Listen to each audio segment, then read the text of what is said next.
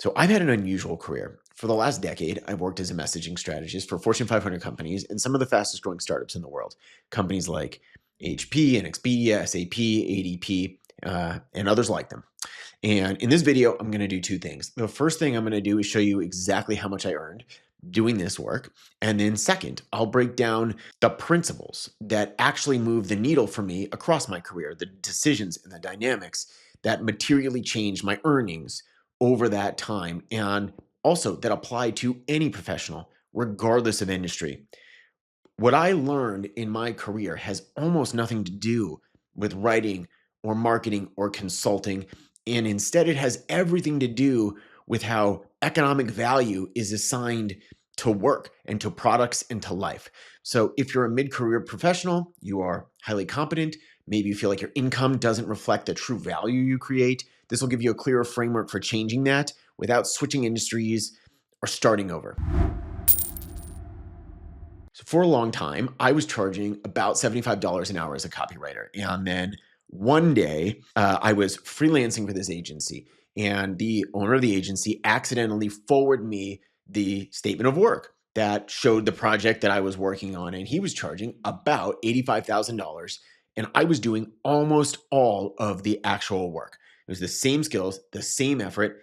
The two of us were getting very, very different economics. And for me, that was the moment it all sort of snapped into place.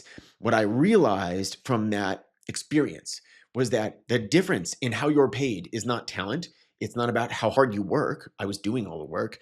It was who owned the process and then how that work was actually positioned within the market.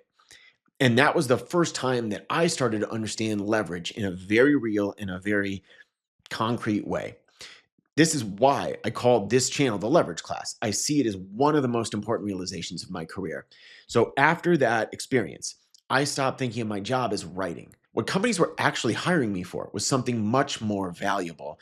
And it was in understanding and owning that everything started to change. All right, so what does a messaging strategist actually do? At its core, my job was to help companies answer three core questions. And it was this: who do we help? How do we help them? And why should anyone choose us over the alternatives? And this wasn't slogans, it wasn't marketing campaigns.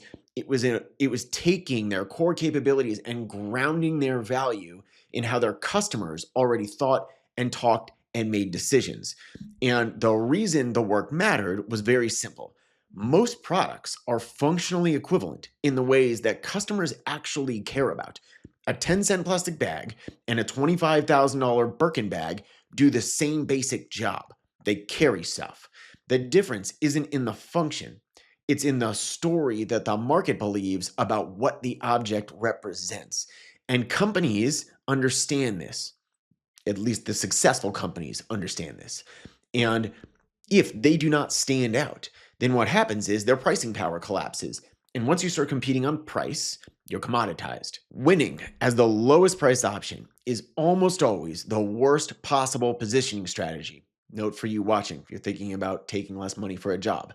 So that's where I came in. I was hired by founders or CMOs or product leaders or executive teams, and maybe growth had stalled, maybe their positioning got muddy, maybe they were getting commoditized, the market couldn't tell them apart from everyone else, maybe their teams were sort of moving in a lot of different directions, they couldn't get clear on their value. And what my job was is to run a structured process, and we would use their customers as the source of truth, and we would clarify those three questions. And then we would turn those answers into a narrative that actually moved the market. And here's the key insight of all this that matters for all of our careers. And I'll discuss this more in a few minutes. This is not just how companies escape commoditization. This is how individuals do also. So let me now show you how much I was paid and how I organized all this. So now I want to show you how this translated into actual money, not in theory, but how I actually structured and sold the work. So when people ask me how I made money doing this, they often think that I'm going to give them some kind of an hourly rate. This isn't how I structured my work. What I did is, and I think this is the important thing, is it was about owning a process. And someone asked about this in the comments recently. What do you mean when you say owning a process? This is what I mean. It's about walking people through a process to get to a specific result. And I was selling that outcome, clear messaging, not my time. So the core belief that I bring to my work is simple. If you specialize in owning a narrow problem and then you own a repeatable process for solving it, and then you can clearly explain the transformation that you create on the other side of that process, you can completely detach your time from money. And when you do that and you build that narrow expertise, demand starts to exceed your personal capacity to supply it. And then your pricing stops being anchored to hours, right? This is basic supply and demand. When demand for something exceeds your ability to supply it, you set the price.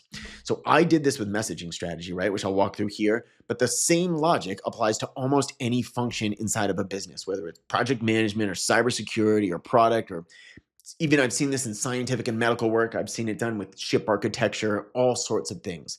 If you own a process that reliably creates transformation and you can articulate why it works and why you're uniquely good at it, the market will reward you for that clarity. And there's also a compounding effect here that most people miss, which is the more you specialize, the better your process gets. The better your process gets, the more value you create. And the more value you create, the more you're able to charge. So, what I've got here in practice, what I did was I ran my engagements in 3 primary formats, which I called facilitate, create, and visualize. Okay. This is the actual deck that I would use to sell them. I'm not going to bring you through the whole thing here, but what I would do here is facilitate. Okay. I would run a series of workshops to help companies develop their messaging. Create, I would run these workshops and do some of that work as well on my end. And then design, I would take all of this and I would also give them creative assets. I had a few designers that I worked with that were excellent and low cost, and I would design these elements. So this was a proposal for ADP for probably 4 years ago or 5 years ago. So for earlier stage companies, this pricing varied a bit. And for several years, I also kept 1 or 2 advisory retainers in place. They would typically be in the $7,000 to $9,000 a month range. And that would just create baseline predictable income for me. And what I did is over time, I moved away from retainers and toward structured health checks instead. And so whenever I got an inquiry, all I would do is I would walk them through the deck I just showed you. And I would send a templated SOW. I would share pre-built folder deliverables. I would explain the process end to end. And then it was pretty sort of like rinse and repeat. And every time I ran the process got tighter. I learned what mattered and what didn't. And then every time I delivered, I would talk about what I learned publicly. So that feedback loop, the delivery, insight, and distribution led to a following of 20-something thousand people on LinkedIn and created referrals and eventually teaching for CXL. And then that entire business ran just with me plus minimal admin support. And so all that brings us back now to the part that actually matters. So the specific insights that governed all these decisions are transferable far beyond messaging or consulting or my specific experience.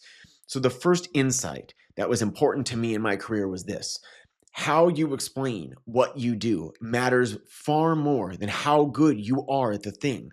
Competence does not equal value. Value is created when the market can quickly understand what problem you solve, who it's for, and why it's different. That clarity is what creates demand.